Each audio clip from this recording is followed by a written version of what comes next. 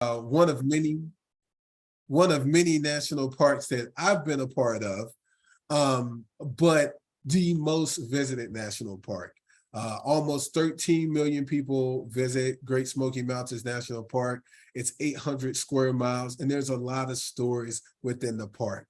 A lot of times when you come to the park, people think about the early white settlers or the Cherokee, and they really don't dig deep and think about the African Americans that's been there since enslavement, so hundreds of years, and those African Americans that's still in that area around the park today that has so many memories and also impact the stories that we tell. And that's why, let's go to the next screen here. And that's why, we started looking into our information or our research back in 2018. And the idea was to really look into the artifacts that was left behind, the policies that affected African Americans, really connect with those voices through oral histories and the photos as well. And we've started our timeline from 1540, when Hernando de Soto brought in enslaved Africans from Guinea, all the way into the present. So a big project that takes a lot of people to actually, we'll never get to the end of it. We'll always be doing it. But that 1540 to present timeline can give you an understanding of what we're researching in the Smokies. And for so long, for about a year, Adelia and I and the park, we were trying to figure out, what's our tagline? What's the messaging we're trying to get out there to people? And we met with Ann Miller Woodford, which is a known African-American artist in Asheville, North Carolina. And she was just talking about making the invisible visible. And now that's why we call the project Making the Invisible Visible, because right in plain sight, out of all the information in the Smokies and in the Appalachian Mountains, there's so many times where African Americans are not in that history. And so we want to bring visibility to these stories and these people. So again, kind of looking at some of the timeline at a micro level, just thinking about, we'll talk a little bit about slavery. Sometimes we touch on actual, free people of color living in the Smokies, because so many people think everyone was enslaved, which is not true. We're going to touch on the Job Corps members that helped build the Smokies in the 1960s. And also we'll talk about what we're going to do in the future with this project. So just thinking about backing way up in the time and thinking about, how did we get here? Where does our research take us when it comes to African Americans, enslaved people in this area? And as I said earlier, what we've been able to do is look in records and say, okay, we know for a fact that a lot of enslaved people that made it to the mountains started on the coast of Guinea in West Africa, or Guinea in the coast of West Africa, and made their way through here, trickled through here slowly. And we also know that Hernando de Soto brought over enslaved people during the expedition, and some of those enslaved people were left behind and even married into, now we know, the Cherokee tribes at the time. And so even back then in the 1540s, there were Black people here, not on a large scale, and I'm talking about here as in the mountains, not on a large scale, but they were here. Now, and then comes in slavery. A lot of times, I spent a good amount of time in Charleston, South Carolina. I did a lot of research there, and people think about, when they think about slavery in the South, you think about the bigger major ports, such as a Charleston, such as a New Orleans, even a place like Memphis. And these enslaved people were brought into those large ports. And then they were marched or walked, miles and miles and miles to the region we know as the Smokies. However, slavery was a bit different in the mountains. The cash crops that you think about, such as the cotton, the tobacco, and things such as that nature, was a little bit harder to grow. So in the mountains, what you would have seen was a lot of livestock during that time, and sorghum and things like that that would have been grown. And the growing season would have been a lot shorter as well.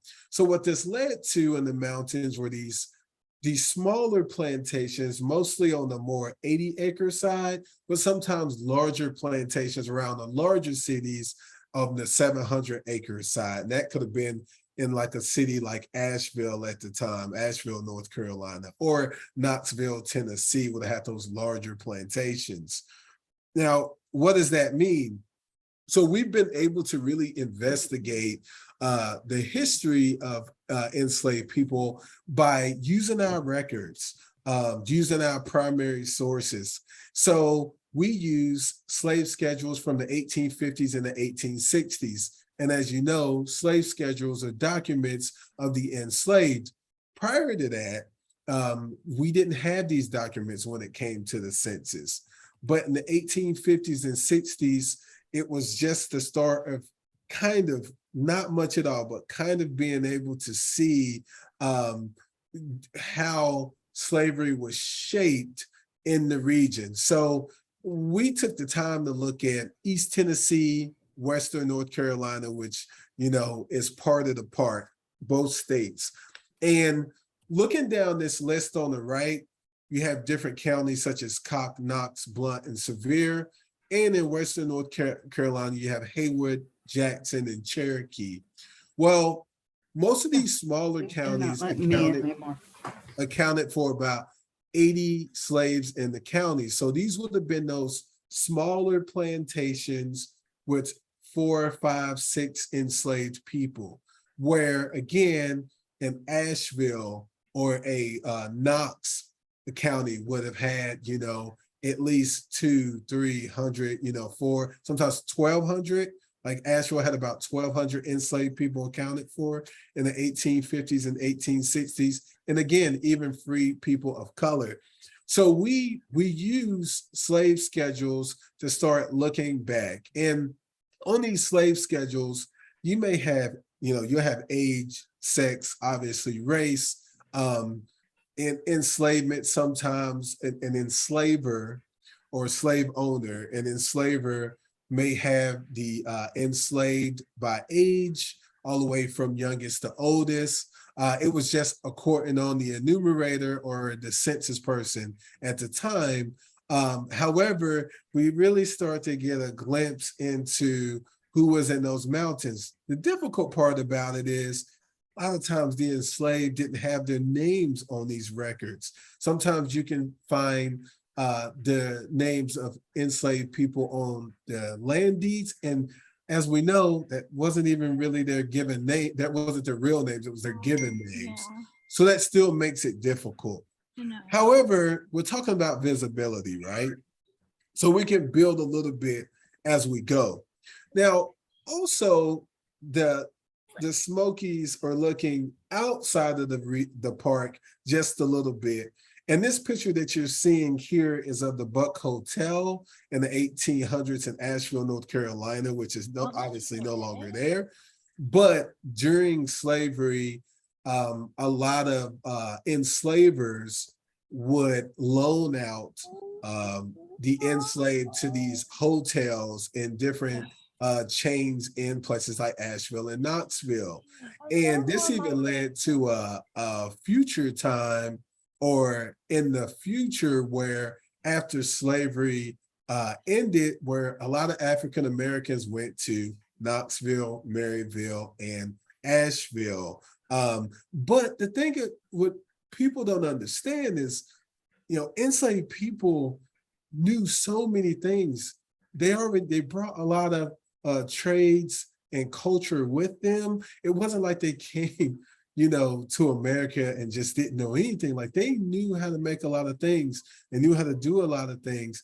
And enslaved people at this time, I mean, they were going out to gold mines throughout North Carolina. They could make sorghum, they could make moonshine, they could do all these things that would later help them become self-sufficient after slavery.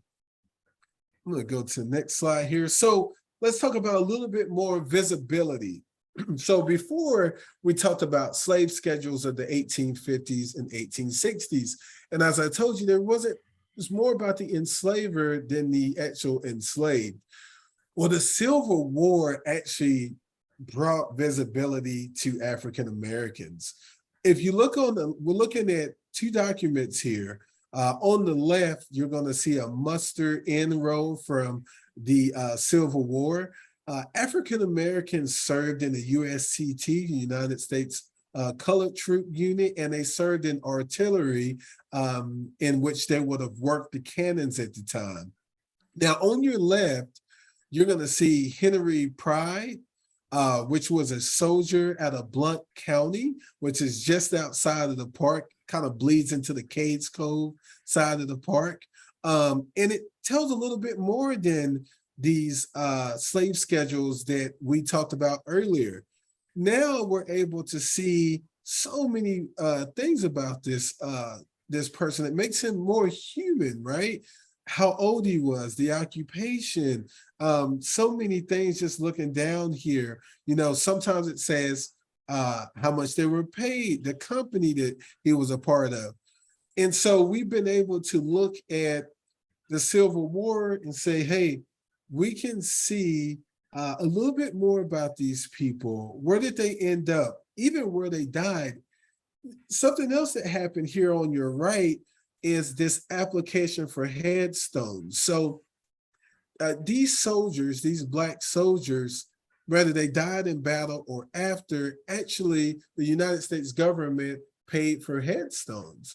And so on your right, you will see the headstone dating back to 1933, where now it tells a little bit more about, Henry Pride. So now we have two documents that can help us, that can guide us towards who this gentleman was and this fighter was. The one thing that we don't have that a place like Charleston, South Carolina has is after the Civil War, there was something called pension records, which African Americans would apply for. And in order to get a pension from the Union military, you have to show that, say, if you were married, if you had children, where did you reside, things like that. So then with pension records, mustered enrolls, applications for headstones, death certificates, you can really build a very large story of an African-American life in a place like the Smokies where a lot of things aren't written down. And so what else are we doing to find facts about African-Americans in the Smokies? We're also looking at using technology, methodology pretty much. And our methodology here is using ground penetrating radar. And so what we've been doing is that the Smokies has about 154 registered cemeteries.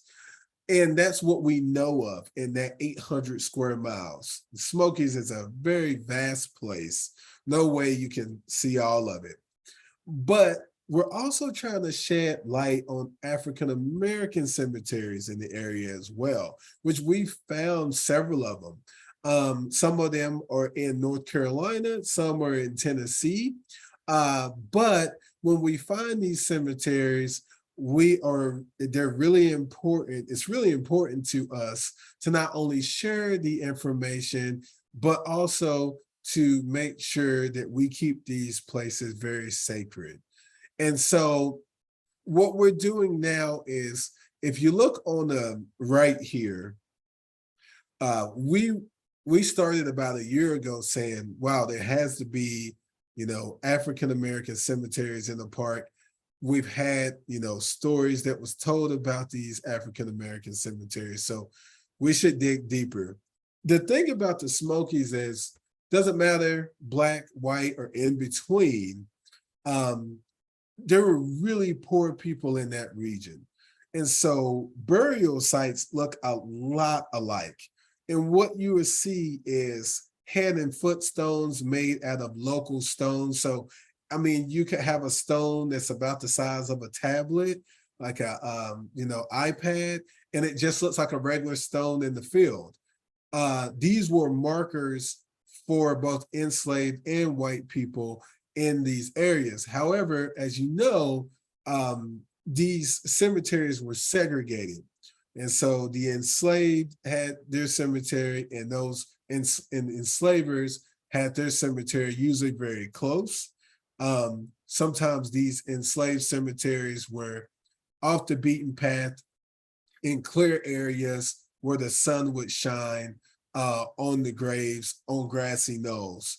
And so we started looking into things, and some of the records that we've been able to use, like some of the records that we have from land deeds and things on the right, tells us about, people talking about these Negro graveyards, years and years ago, and where we can find them.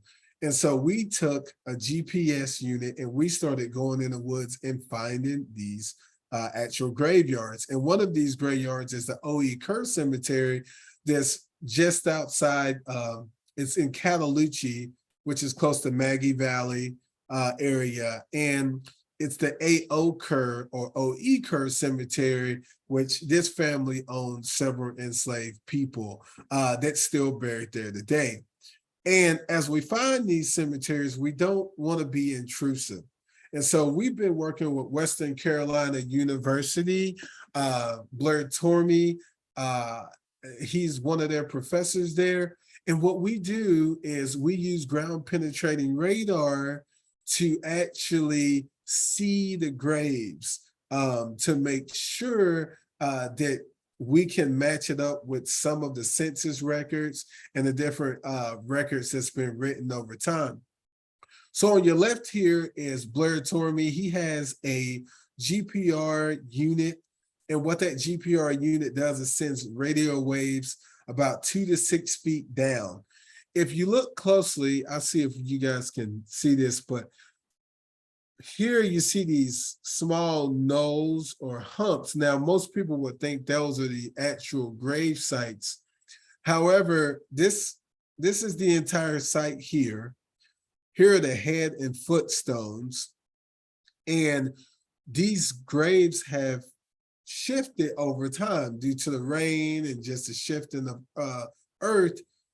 These graves have actually shifted a little bit past these small humps that you see. So the people are actually buried to the left and the right of these small humps that you see in the ground.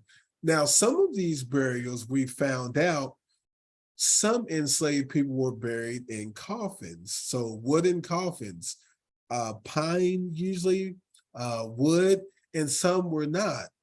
Usually young children that was buried did not have, sometimes they didn't have stones, they didn't have hand or foot stones. But we haven't discovered why some enslaved people were buried in coffins and some were not. What we have been able to do is, when we started studying the Enlow Cemetery that you're looking at on the left, we thought that there were only 5 enslaved people buried there 2 years ago. Within 2 years of research, we've been able to discover that there's 8, maybe 10 enslaved people that's buried there. And if you look to the right of the screen, this is showing the GPR work. So as I was saying, 1, 2, 3, 4, 5, 6, 7, and 8, you can see these are the small hills or mounds of dirt. And here are the actual burials between that.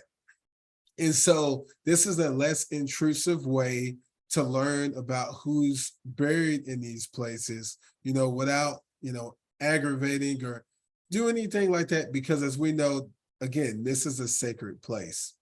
Sometimes when we come up here, we will see coins that's left behind by different people. As you know, a West African connection of leaving coins to make it to the underworld or the next life. So if you ever visit the Smokies and the Inlow Cemetery, you will see in our African American cemeteries different coins on the grave sites, and that's what that is. Let's kind of move on to what else we're using. So we're also using cadaver dogs that can smell human decomposition hundreds of years old. I mean, hundreds of years old. And we use these cadaver dogs in some of these places where we have to hike up a mile, 2 miles, ascend into the mountains. And these cadaver dogs will actually smell the human decomposition. They will sit by a potential gravesite, and then we can use GPR later. So between ground penetrating radar and cadaver dogs, we've been able to uncover more enslaved cemeteries, and we've even discovered one or two more in the last couple of months that we're going to be looking at soon. The best thing about this is our park, the Smokies, works with Asheville City Greenworks, Green and Youth Foundation, and other foundations with young minorities to get them to come out and help with ground penetrating radar work and actually pay them for it. So we're making connections with the community and we're making connections with history. So let's talk more about people too. So there's a lot of stories that's coming out of this, but one story that I love to tell people about is about Dr. Dennis Branch. Dr. Dennis Branch is so important because he literally bridged the gap back in the 1960s, 50s, and 40s. Dr. Dennis Branch is a doctor, or he started in Raleigh, North Carolina, born, during that time, right when Reconstruction, a little bit past Reconstruction was happening. And he always wanted to help people. And Dr. Dennis Branch, paid his way through college by being a pullman on different railways and shining shoes and doing things like that. And he made his way all the way from Shaw University to Memphis, Tennessee, where he studied not only modern medicine, but botany. So he had a holistic approach. And then he made his way to Cott County or Newport, Tennessee. In Newport, Tennessee, at the time of the 1940s, 1950s, there was roughly 2% African-American population, but Dr. Dennis Branch was one of the best doctors in Newport, Tennessee. And we even have oral histories from both African-American and white patrons that went into his practice, and he would use different things. If he couldn't use modern medicine, he would go out in the mountains and actually use different kinds of plants to help people with their ailments. He made a huge connection in the community, and we have oral histories where we have people literally crying, telling the story about Dr. Dennis Branch. Dr. Dennis Branch was in magazines, he was on TV, so many different things. He actually served in the community. So Dr. Dennis Branch is a very important one. And it just shows you, the importance of African Americans around the Smokies and what they did and the impact that they still have. So then I want to talk a little bit about just a little bit more, go back into the park and think about around this time when Dr. Dennis Branch was, serving his community and serving the park through medicine. The National Park Service was trying to figure out what were they going to do when it came to African Americans. African Americans had always visited the parks. Some parks, a lot of parks were, if all of them were segregated, but there were parts like Shenandoah that was going to desegregate areas. And during this time, it was a big thing for Superintendent Eakin and other superintendents to say, what are we doing? And so I bring this up because African Americans, we've always recreated. However, somehow over time, it's been said that we haven't. And so, with that being said, this is a good record to show. Excuse me, guys, just for a second. Let me just take 1 second here. I'm just gonna pause just for 1 second. Let's see here. Let me stop video just for 1 second. I'll be right back. Just so long.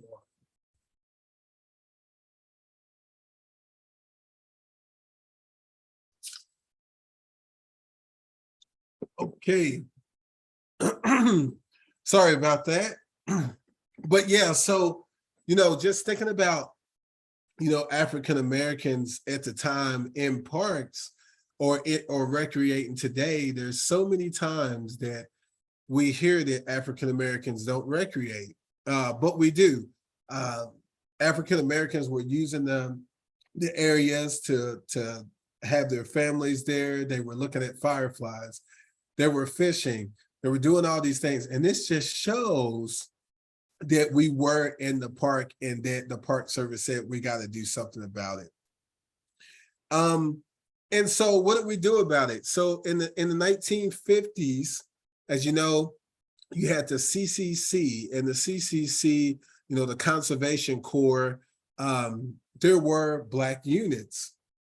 However, for some reason, well, according to the documents, the superintendent of the Smokies, Superintendent Eakin, said, okay, we're not gonna bring Blacks into the park to help build this park.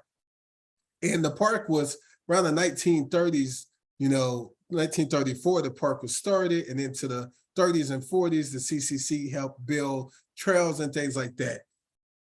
We do know that African Americans worked around the park. Now, some people say it might have been for their safety that they didn't go into the park. We don't know. So what has happened was that history of African Americans helping build a park, it got totally lost. People, what about African Americans helping build this place? It was gone. And so what we've done is we said, okay, let's look at a time where we know that African Americans helped out.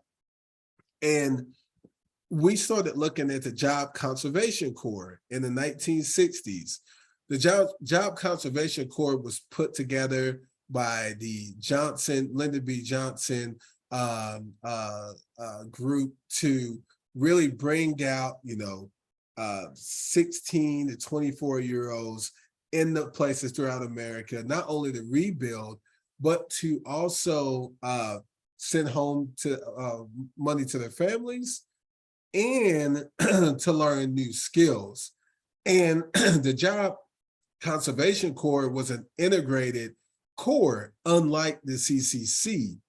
And if you look on your right here, we started doing oral histories on people like, Johnny Baker, which is in the far back here, about, how was the JCC? What did it do for you? And it did a lot.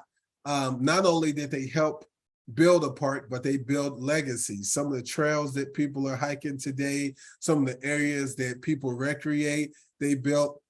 And for someone like Johnny Baker, which lives outside of Chicago now, he owns his own business even until this day. And so we've been able to really hone in the Job Conservation Corps and say, look, African Americans did help build not only parks such as the Smokies, but parks all around you, such as the Blue Ridge Parkway and beyond. And we want to look about a little bit more about, contemporary stories. And I'm sure you all have heard about Daniel White, the Black Alatchian.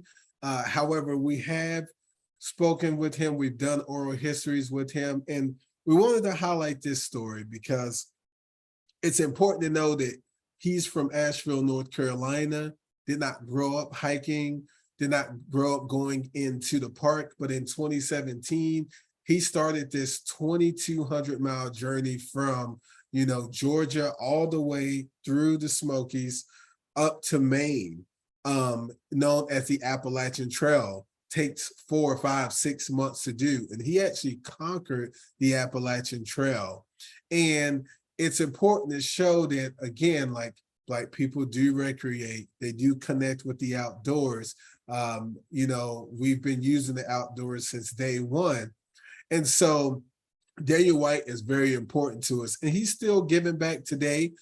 He's currently in Maine right now, building a facility for minority kids to come out and enjoy the outdoors for free. They, free lunches, free recreation out there, hiking classes, everything. So the impact of a place like the Smokies, it really impacted him to do work today. And so with that being said, we just want to kind of talk a little bit about what we're doing now and in the future. And so a big thing that we've just finished up is a huge educational wayside panel project. These are these small waysides that you see in the park that tells you information or historical or natural information about person or place. To date, there was not much about African Americans in the park. And we're really working on phase 1, where we've just finished drafting 5 panels that will be in Tennessee and North Carolina about African Americans, not only the stories, but everything else in between in this park. So it's really going to be able to help people see themselves in the park and connect with the park better.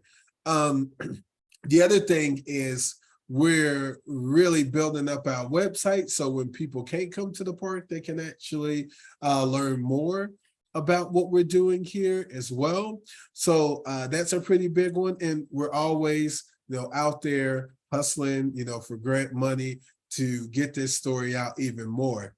Now, one thing as our next phase of the project, which is not on here, is you're probably looking at this presentation and saying, where are the women? Like, what about, this is such a male-centric presentation, where are the women? And we get that a lot. So we've been, since day one, always researching the stories of women in the park, which is a little bit more difficult to put together. But luckily, in the past 6 months, we've been able to start to unearth and tie together some stories of African-American women that was in the park, free African-American women, such as Miss Clark, which we don't know too much about, but we know that she was in the Cades Cove area and left in 1850.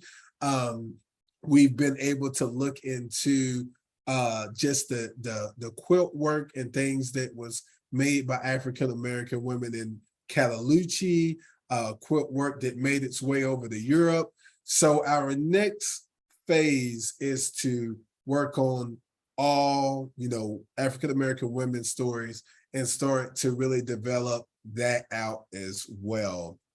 And just, just in as we've said before, I like this quote, which is, you've got to find a way to make, people know you're there. That's what visibility is. And the Smokies, especially with our superintendent, Cassius Cash, and our, group of 400 or 500 Rangers, we are really working hard to bring visibility to African Americans and just make sure that 100 years from now, the stories are being still being told and remembered.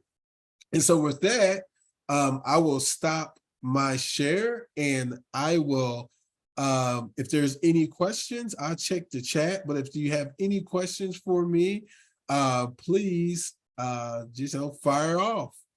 You can unmute yourself and turn on your videos if you like. Thank you for that presentation. That was enlightening. There's so few Black people living in the mountains. I just assumed that that wasn't. Yeah. It's it's amazing how, I mean, my peer, Adalea, you know, she's from Charlotte, and she's like, man, I didn't even think about Black people living in the mountains. I am from Northeast Alabama, you know, the foothills of Appalachia. So I am used to the cultural ties of Black people, you know, the fishing with the river cane, the cane poles, you know, catfish fries and all that stuff, you know, all those things that was happening in Black communities for years.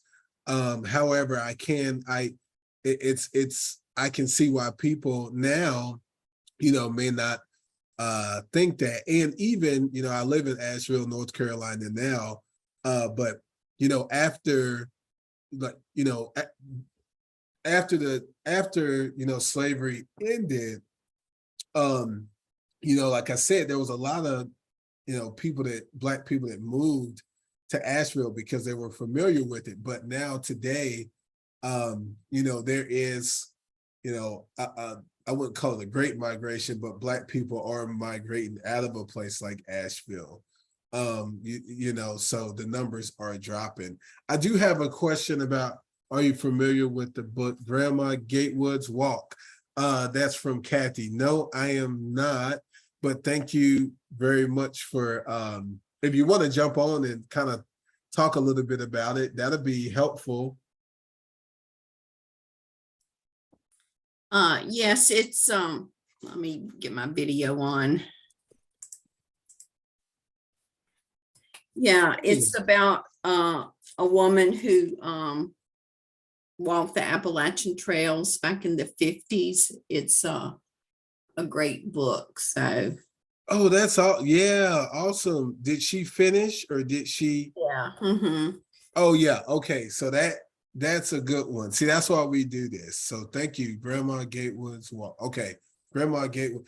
You know, I dropped my email in the chat. Whenever you have time to send that my way, if you want to email that title to me, Okay, I sure will.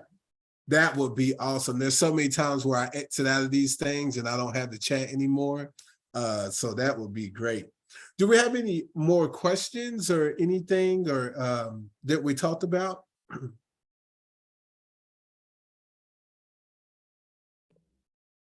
I have a question.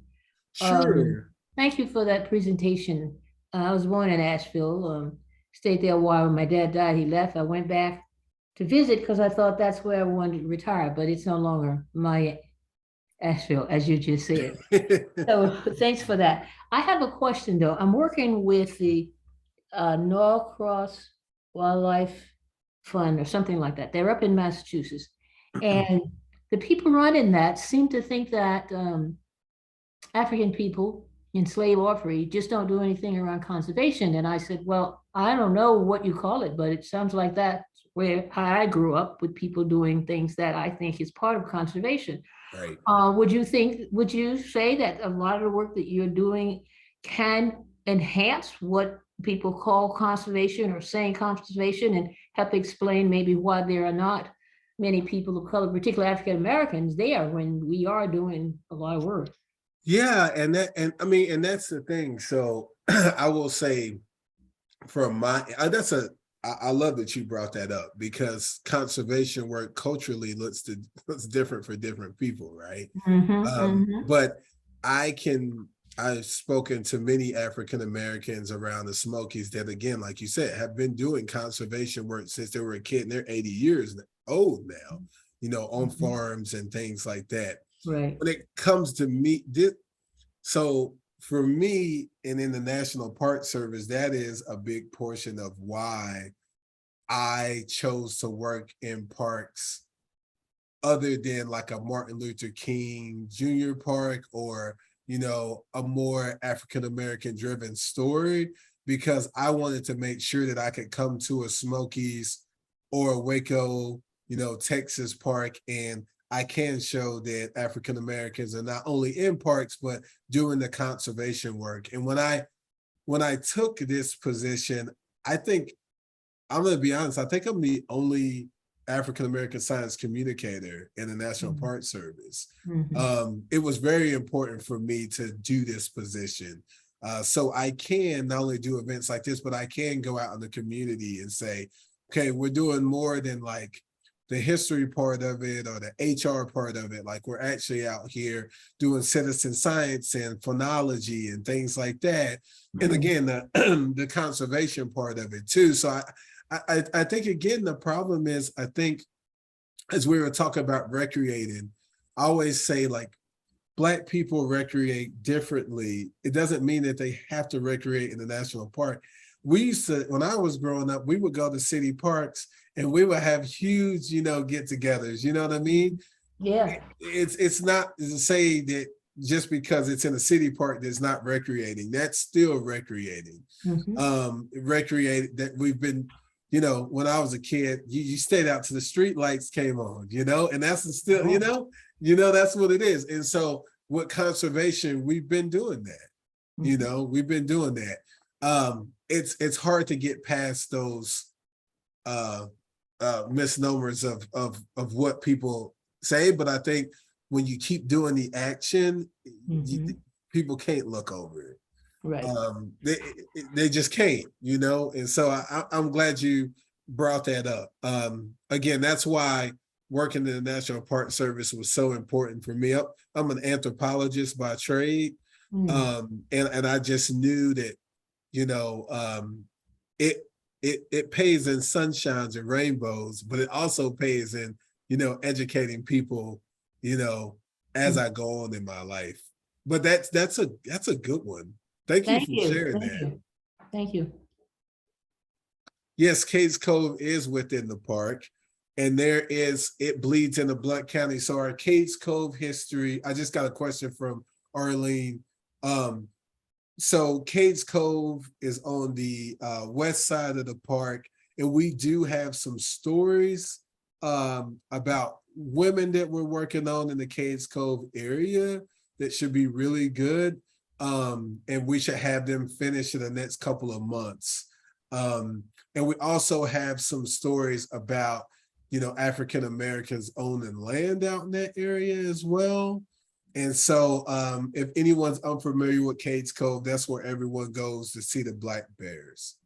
And that area is a little bit more harder to unearth history because when the census people came out there, I mean, they didn't do the best job. You may see, one year someone's black, the next year they're white, the next year they're mulatto. And so it's been a little bit more difficult for us. Mhm.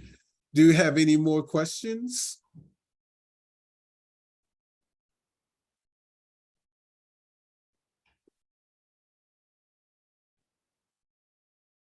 Yeah, so Cook County, or are you, so I just got a question from Arlene. Are you referring to the Cobb County that I was talking about with Dr. Dennis Branch, or totally different? Cook is a totally different county.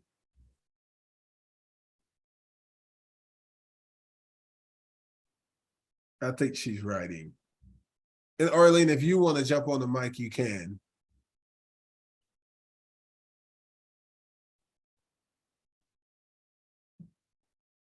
Okay. I, Can you hear me now? I can. Hey, Arlene. Okay.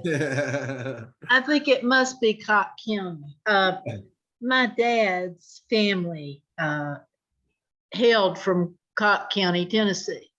Yes. And the reason I said Cook was because at one point we had been corrected and said, no, that's Cook County. I don't know. I just know they were poor as dirt. Yep. Yep. And I visited Caves Cove many years ago and went to the cemetery at the little church there. Mm-hmm. And I saw a marker, and it was not a real old marker Yeah. of someone with my maiden name, which is a very unusual name. Anybody that has that name, I'm related to. Yeah. Yeah. There's a lot of Owensby that's in the area.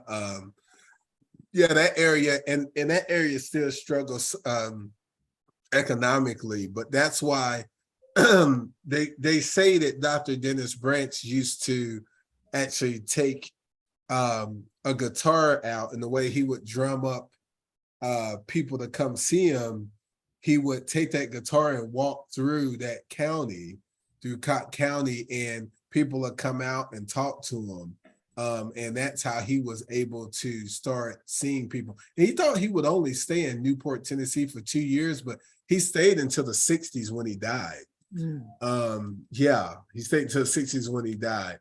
So that's yeah, Cott County, man. That's probably about, from the park, it's not far. It's a couple of miles. It's not far at all, because you have the Cott County and then you have Gatlinburg. So it's not far at all. Drive through it all the time. Okay, great. I think anyone else, any more questions? I understand you're the only science educator in the national parks, like anywhere? Yeah, so I am a science communicator. There's probably about 17 of us. So our job, so science communicators, we distill or synthesize the science. So we get rid of all the jargon and everything else, so then we can give it to the public. So my job, a big portion of it is working with researchers and scientists and taking all of that 20, 30 page information, breaking it down to 2 or 3 pages, and then I can work with the Asheville Citizen Times or something like that, and I can get a story out there. We actually I just finished a science podcast that's on Apple called Smoky Signal. That's doing really well. And what we're doing with that is there's stories that we have in there that we're breaking down so people can understand them, because it's really hard to understand sometimes researchers and scientists because the way their brain thinks. So we have Black science educators, but as far as the communicators, there's not many of us. I think I'm the only one. But on the other hand, I've been able to really start getting so many groups of people interested in science communication that I think, give me a couple of years, those numbers may change. So I think I have from Kathy. Oh, thank you, Kathy. Thank you. That was just a comment. Anyone else? Sure. How you doing? Thanks for the Hey. presentation. I'm Anthony Pierce, Hey, Anthony. one of the first vice presidents of the branch. How and what can we do to, I guess, get the word out? Because with you being the only, and then having this unique skill set, I mean, I think that's something we need to share far and wide. So what can we do to help, or as we talk to others, to bring awareness to this important? Yeah, thank you, Anthony. I think the biggest thing for us is, like you said, letting other people know, what we're doing, that this project, the African American Experiences Project in the Smokies, is really important. Our superintendent, Cassius Cash, is the first Black superintendent that the Smokies has ever had since 1934. And so he does hikes for healing and things like that, to let people know that. I think as your branch of the NAACP, you probably, working with foundations such as Green and Youth Foundation is very important. Even if that youth is not placed in the Smokies, it's so important for us. I hire through that, and we bring in so many kids from Atlanta and places like that. And at the beginning, when they get to the Smokies and they see an elk, they almost pass out. And by the end, they're tagging elk, they're doing telemetry, they're doing all kind of things. And I think even if it's not Green and Youth Foundation, just continuing to work with young African Americans to say that there's so many more occupations to do, especially when it comes to things such as I'm in, dealing with, resources and things like that. I think on a micro level, I would really like to stay in contact with you all, because I think as we start rolling out these big ribbon cuttings, it would be so great to have the NAACP at some of those ribbon cuttings. That's very important to us. It's very important to my boss. And so, just keep us in mind, keep hooking us up with your branches so we can keep doing these presentations. And so as we start rolling out these tangible things that connect people to the park, you all are a part of it and people will see that. I mean, there's nothing like connecting with having a great partnership to get things pushed forward. Stakeholders are important. Thank you. Can you talk a little bit about how I assume that you didn't go to a career fair and see this job possibility. How did you arrive in this position? Yeah, man. you want so I'll tell you the real story. So quickly. So my cousin had worked for the National Park Service. It was just a summer job. She moved on and went to college, and there was an opening at a very small park called Russell Cave National Monument. They teach people about Native Americans, prehistoric Native Americans. And, my cousin and I just had a bet to see who would get the job, and we interviewed and I got the job. And he's doing great today doing something else, but I've been doing this for 16 years. When I was in school, I went to the University of Tennessee in Chattanooga. When I was in college, I fell in love with the Park Service in my early 20s. I fell in love with the thought of being not only outdoors, but connecting, to these resources. I mean, I've been able to hold the pillow that, President Lincoln died on, one of maybe 20 people to ever do it. And so doing those things and seeing those things just made me love it. But also it was a connection to my roots. When I was a kid, just being out in the cornfields with my grandma, things like that. And I was like, man, I can actually do this for a living. And so I got my degree in anthropology, because so many people get their degrees in as historians. And believe it or not, I was, on the track wanted to be a dentist. And that's what that was my passion. Like, I'm going to be a dentist. And I just, as I started going through school and started going out to Yosemite and Yellowstone and places like that, I just fell in love with it. I think what happens now, you have places, the Smokies and the Grand Canyon, we do something called Smoky Mountain U. And Smoky Mountain U actually works with universities to bring youth out.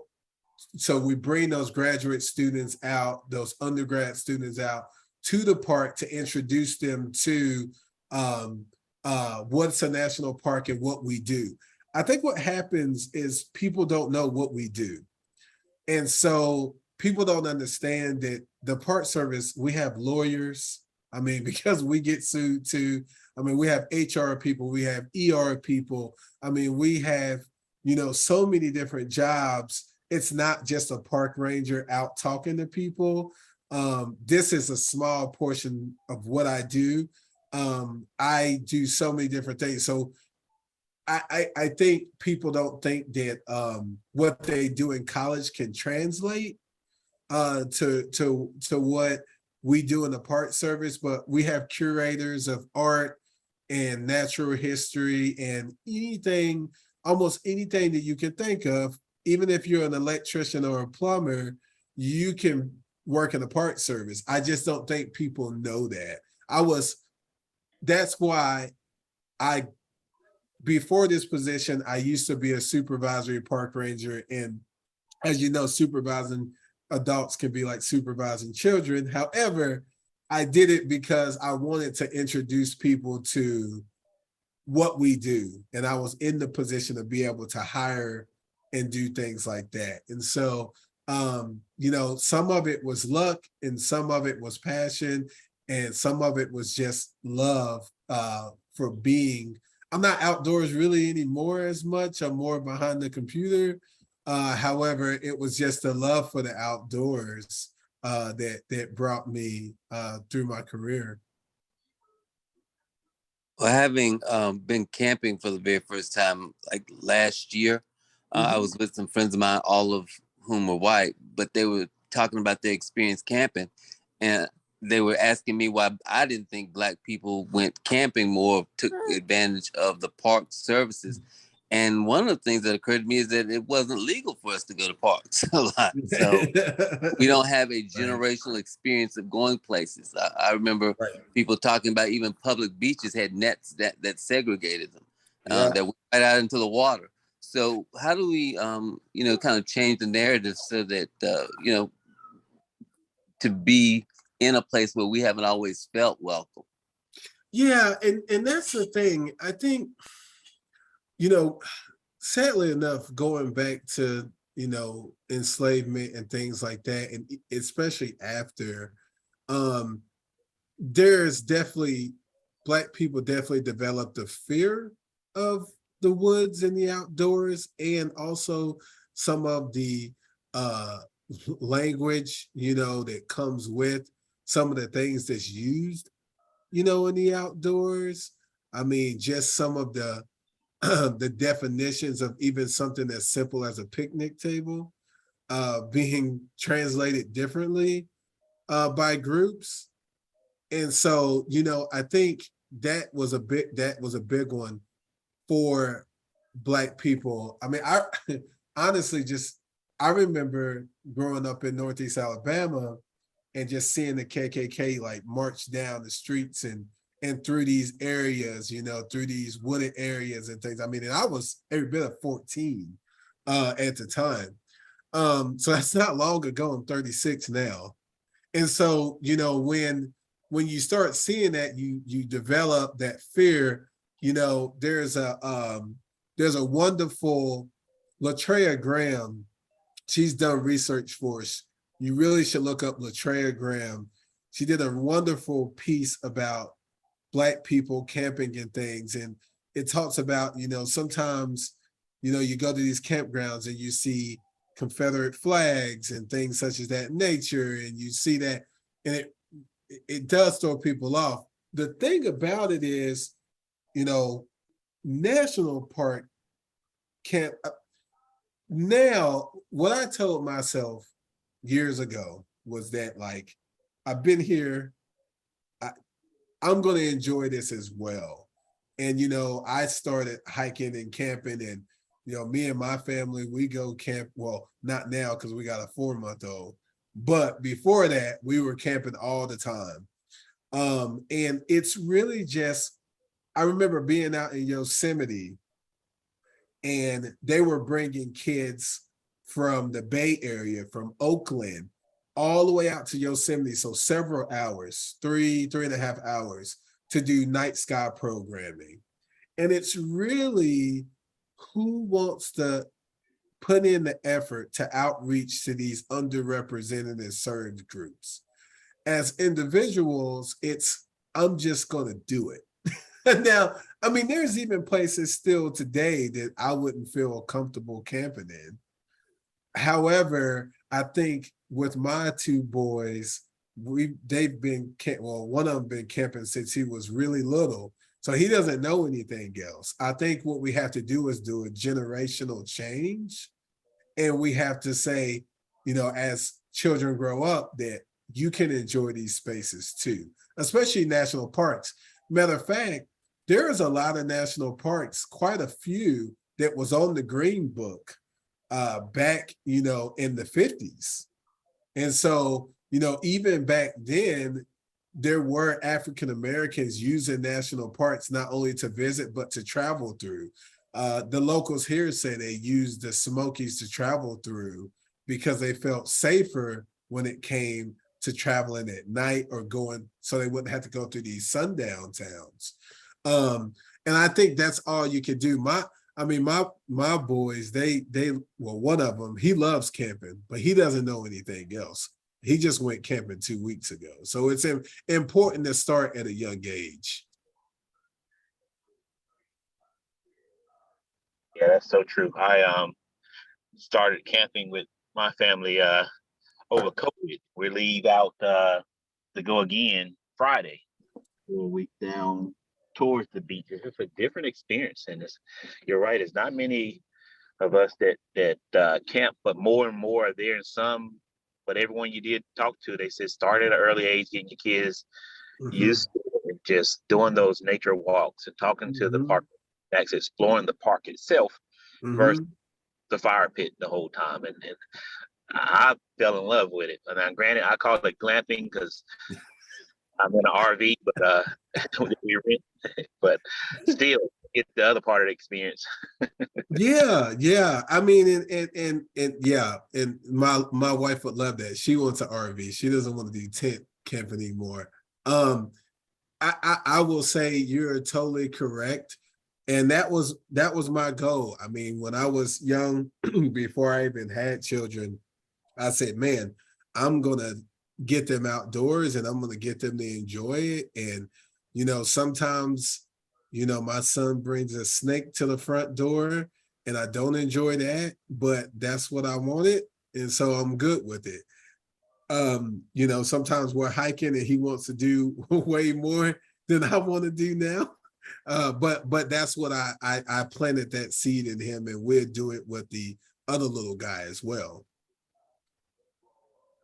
I had a question from Dana. It said, did I meet, I think you're talking about, is it Betty Soskin, the 100-year-old park ranger who recently retired? I never met her. She was out in St. Louis. I never met her, but I have talked with Sheldon Johnson. Sheldon Johnson was on Oprah. If you look him up, wonderful park ranger. He's about to retire, and I've spoken with him. I actually just emailed him a couple of weeks ago, but I have communicated with him. Yeah, Bet, she was pretty good. Any more questions? Any comments? I have a comment about Sure. hiking. When when my younger son was 10, we were in the Grand Canyon. And as we going back up, we didn't get all the way down. We just did a day hike. He said, "You call this a vacation? This is child abuse. I'm Yeah. going to report you." He was ranting and ranting. Now he's the biggest hiker and outdoor person around. So you just got to get out there and do it with them, That's true. That's true. Yeah. Thank you so much. Thank you so much for your presentation. Oh, you're welcome. You're welcome. Anyone else? Well, I only have one more question. Sure. And that is about, you hear about the poor white people who were displaced by interstate highways coming through the mountains, Appalachians. Is there any information about how many of those folks who were displaced or, got raw deals or had their land flooded were African American? So it seems like we've just started there was a community out in Higdon, which is, I'm trying to see if I can really explain where this is. It's more on the western side of the park, and I'm trying to think of the community that was there. But if you've ever went to the Ocoee to Whitewater Raft, it's about an hour or so east of that. And there were Black people allegedly that was displaced from that area of the park when they flooded the dam out there. We do have records of African Americans building the dam. We haven't had records of African Americans actually being escorted out in the middle of the night because there was almost a race riot because they were working there. So a lot of times we work backwards and we find documents like that and then we work back. We haven't, to be honest with you, we haven't totally explored displacement as much because like I said earlier, we were like, wow, we need more stories about women. And so we've kind of slowed down. It's such a big project that it's that we haven't gotten there yet. But in the Higdon, Tennessee area, there was displacement there for sure.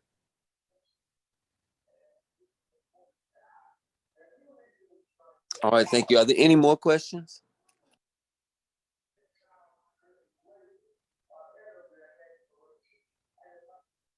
Going once, going twice. All right, thank you, Ms. Fletcher, for that. I'm so glad that we had this, that we didn't postpone this meeting. That was thrilling and informational, and inspiring, to be quite frank. And I thank you for spending the time talking to us this last hour and sharing that information with us. Oh, for sure. And thank you all very much for being a part of it. I wouldn't spend my Saturday doing anything else. And I want to make sure that, you know, we stay connected, and please, you know, go see our website. Make sure that when you are in the area that you're visiting, you know, these parks, you probably won't see me.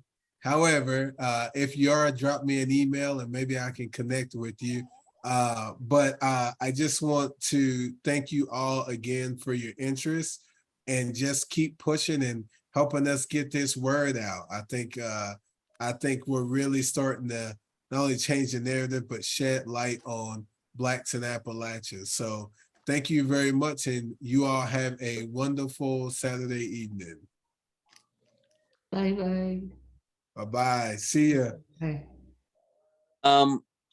Alice, I want to say thank you again for recommending that, and encourage anybody who finds something interesting that you want to share with the branch to let us know so we can make it a part of the programming. And Alice, I understand that you are relocating to Durham. I am. I personally want to say how excited I am for you, and how terribly heartbroken I am for the branch and me personally. If you want to say anything before we move on, please feel free. Well, I'm glad we had this opportunity to hear the presentation, but I'm thinking maybe we can contact other branches and in the state and have them have the ranger do presentations in those places as well. That would help to get the word out.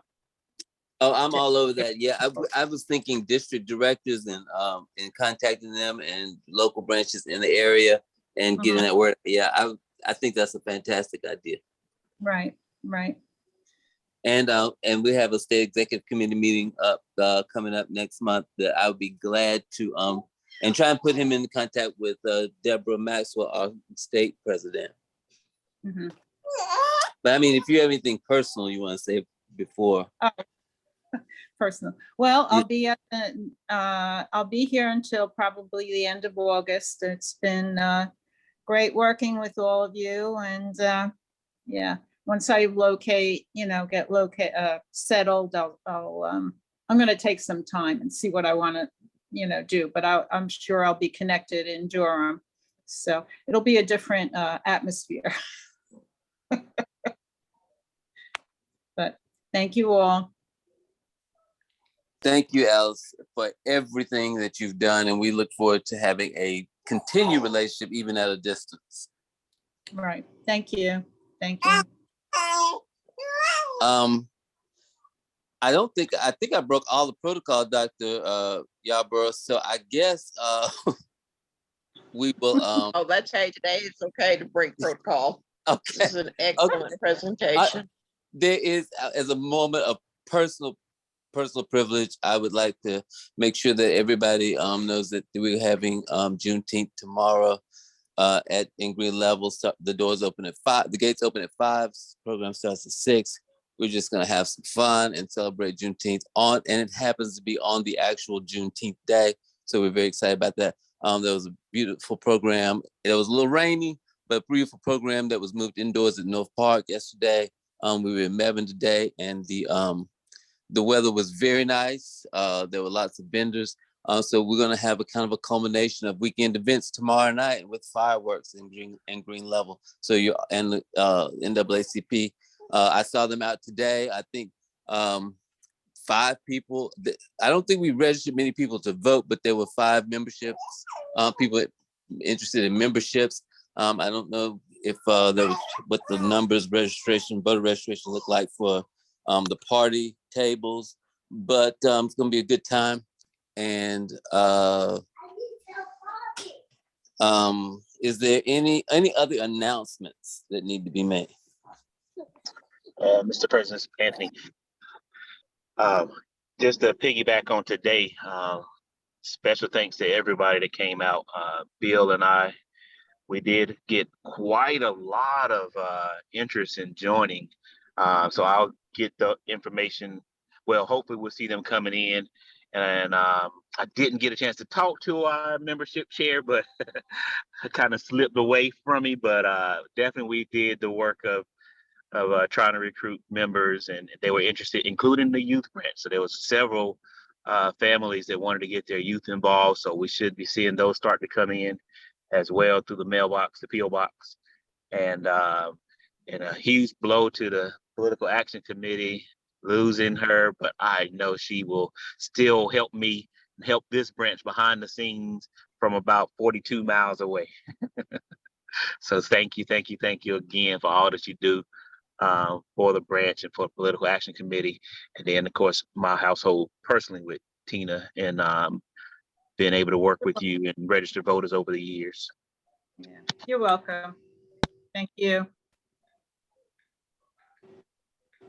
I also want to give a special shout out to our President Emeritus, Ernestine Ward, who has been, who filled in for me there. I had to leave early, so I wasn't able to participate in the, I wasn't able to speak, but she spoke today. She was out yesterday. She has been, at 80 plus years old, she has been on the go all weekend, and she sets a fine example for us. Any other announcements, committee announcements? Dr. Yarborough, you got anything?